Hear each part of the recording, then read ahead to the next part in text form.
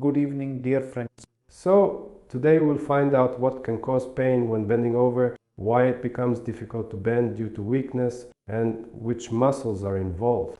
We can't pick something up from the floor. It becomes hard for us to bend over, and what can we do about it?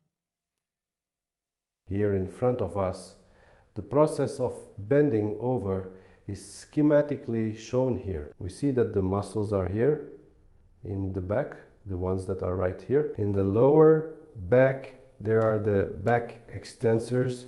They tense up when we bend over, and the muscles are here in the back on the thigh right here.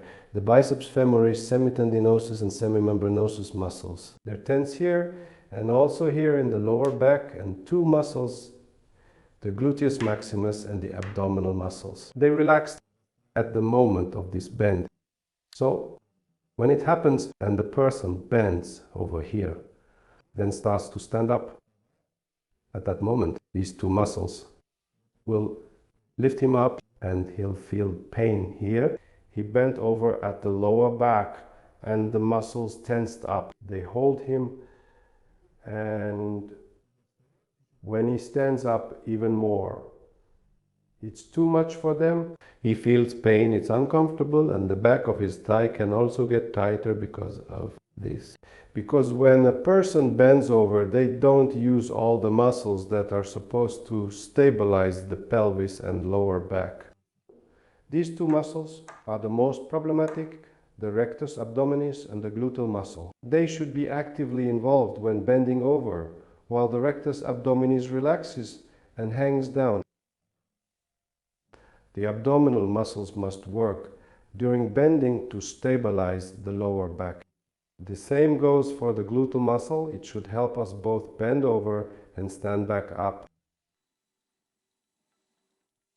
A D. Here is the second option, a D, where the gluteal muscle and the abdominal muscles, E, a D, along with the thigh muscles and lower back, E, a D, all participate together in the bending movement. It helps to hold the pelvis in place, preventing it from moving too far forward, but at the same time, it still allows movement here in the hip joint. In the first case, when the gluteal muscle wasn't working, there wasn't enough movement. And when the abdominal muscles are tense, they prevent excessive bending here, but there is still some movement. In the first case, the abdominal muscles didn't work, so there was no tilt as the back extensors were too tense.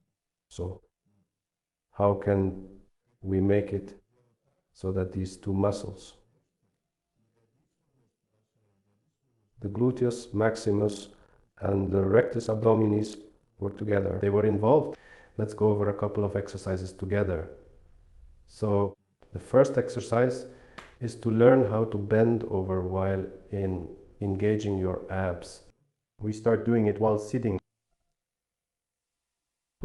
Put your legs in a comfortable position.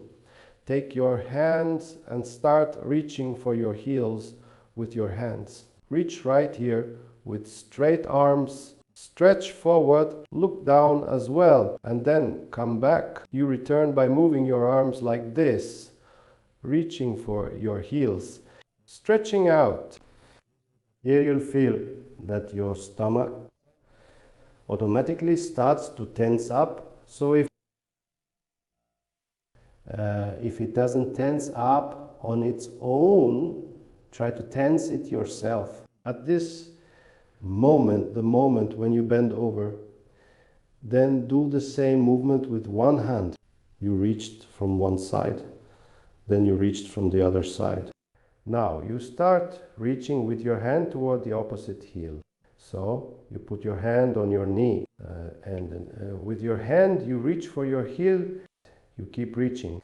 It's better to do this along the back of your shin. So you put your hand here and reach over here. You can do it here. If you have any issues with your lower back, you might feel a stretch in your lower back muscles.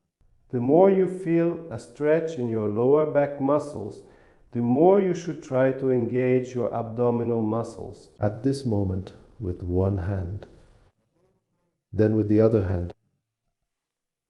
So it's best to do this exercise without straining too much, So you bend over and then come back up. If you feel it's hard and you can't go further, just go down to the middle of your shin, to your ankle, and gradually lower, lower, lower. If it's hard to come up from here, put your hand on your shin and help yourself with your hand. Then try to do the same movement without your hand. Just move your hand back. Then you do the movement with both hands. You do it. Also the heels, but externally. Also do the movement 5 or 10 times. But with each movement, don't forget to tense your abdominal muscles as much as possible. So now, this movement and this movement, you combine them. Your hands slide along your shin. They give you a bit of support. You lean on your shin, reach your heel, and then rise up on one side and then the other. Here, you can also notice that there might be a difference. It will be easier to move in one direction, and in the other direction, the movement will be a bit harder. So you have this kind of routine which you need to start with.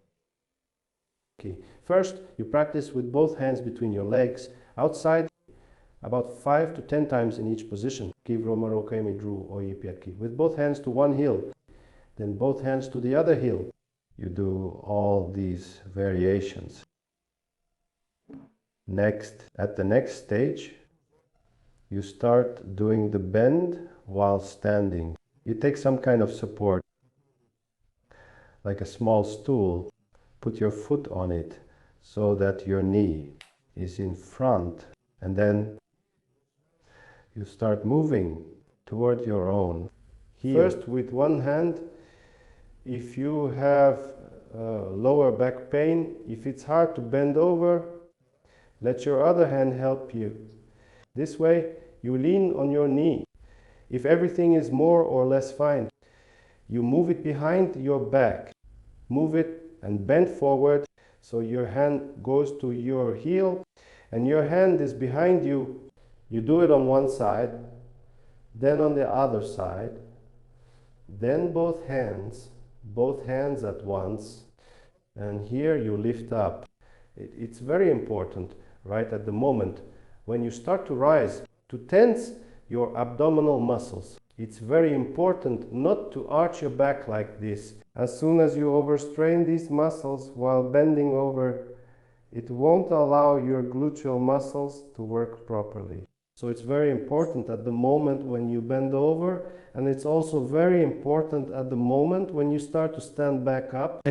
It's very important that your abdominal muscles are not relaxed at this moment, because from here, if you start to stand up and arch your back here, there's a high chance you'll injure this part, the lower back, because all the load will go right here, all the load will go here. If your muscles, especially the lower abs, are tense at the moment you bend over, when you bend down and start to stand up from here, and your lower abs are engaged, then your glutes will lift you up, not your back. So we had a few movements. One hand goes behind to the heel. You bend over, and it's very important here to pay attention to your abdominal muscles. Then the other hand, you bend over as well, and you try to keep this up all the time at the lowest point. Tense your abs, and as you stand, focus on the lower abs and do the same with both hands. This is the second stage. Next, you lower the height. So you had a step at one height where it was easy for you to bend. Then you use a lower height. The same with the mesh. You start by putting your hand on your knee, then reach to your heel and back. So you reach to your heel, and here in the same way, you straighten back up. Then use the other hand. You do the same thing. And with both hands, that is with both hands, it's a bit more difficult because it's like the weight of both hands is in front. You have to lift them. It's better to switch to using both hands a little later. You can try, but it's better to start training with one hand with support on your knee. This is the second stage of the exercises. After you've learned to control the movement and tension of your abdominal muscles while bending, you can move on to the next exercises, which provide a more targeted load on the gluteal muscles and abdominal muscles. That is, so that these muscles are specifically engaged when you bend or lift